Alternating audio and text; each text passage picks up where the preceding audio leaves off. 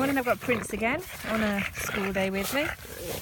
So along with Prince, we've got Roscoe, Sid and Frank. So poor old Prince, he's getting a right full on session this morning. So I've been out with him, just me and him on our own again, just to make sure that it's only his second day with me. He was with me last week, so I've been out with him this morning, just me and him, just to make sure that we're still on track as regards our relationship, and him taking my lead and acknowledging me, giving me the correct body language, and that's all as it should be. So I'm really happy with that. And then they've all been put in the Jeep, and obviously Prince can't get to them, they can't get to him, so he's had a little journey in the Jeep with them, and now we're here. So what I haven't done is let him mix with the dogs in the house. We've got to be out on a walk. When you first introduce dogs together, you've got to be on a walk. Don't do it in the house. We've got to keep a forward pace. We don't stand still. If you stand still, you'll make it all worse and very tense. So we have to keep this forward movement and get out walking. So that's what I'm doing with all three of them. Because of how well Prince was with Roscoe and with a few other dogs that we met on the walk last week, I have basically just gone for the full-on the full-on experience of Sid and Frank today. So we're going to have Sid, who does quite a bit of barking, and he still gets quite stressed, and he's eager to try and keep everybody together and try and control. He goes a little bit into reactive mode with that, so he does a lot of that barking. So his energy is unstable. And then we've also got Frank, who's fast, so the running about will certainly trigger the reactive side of Prince. So just to recap on the speed side of things, dogs will react to anything that moves quickly.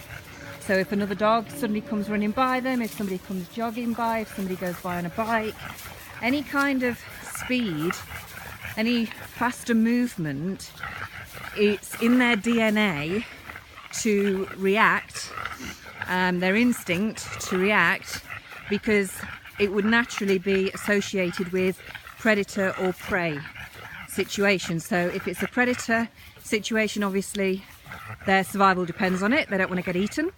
And if it's prey, they obviously want to catch whatever it is so that they can eat and therefore survive. It's all about survival. So Frank's speed and the way that he runs about, and he runs to us and runs by us, is what will trigger Prince. So Prince is getting used to that. They have had their first burst of a run in this field, and Prince wasn't too bad at all. Just kept giving those checks on the lead. It's always that give and take. Look, always give and take. When he was getting a little bit strong, when I could see that Frank was headed our way, and I knew that it would encourage Prince to lunge and react at him, I would give Prince quite firm checks, and also the ch sound a few times as Frank was approaching, just to make sure that I was basically in Prince's head and he wasn't just getting fixated on Frank. So I still wanted him to be listening to me, and he did. He was all right.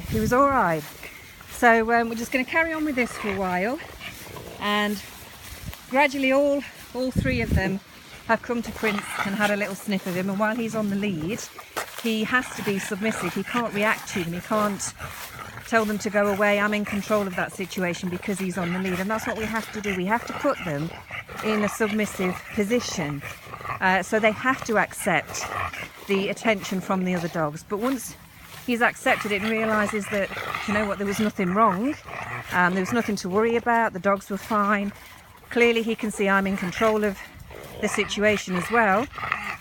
So that's how we build their confidence with the socialisation part. And so I'm going to carry on with this. He's going to stay on the lead, and we're just going to get used to them all running backwards and forwards by him. He's quite relaxed on the lead, so this is nice. They're all pottering about, keep coming to us, going away, and he's getting more and more relaxed with this. I'm going to carry on with this, and when I see his body language is where I need it to be, and I'm going to bring them one by one to me and walk them actually alongside him as well. So he's going to get totally used to them, completely used to them, and then I'll let him off lead with them, and that's when he'll realise that everything's fine. So it's building that confidence, building his trust, and making him understand that he's not here to make decisions. I'm the one that does that for him, so he doesn't have to worry about anything, and that cuts down the reactive behaviour. And yeah, it's great. You're right there, Sid. There you go, lovely. So this is the first time obviously meeting Sid and Frank today, and yeah, he's not overly interested in Sid, which is really good. Little sniff as we walk by, but the lead was relaxed, so it's going really well. So I'm going to carry on with this. All right, catch up with you later.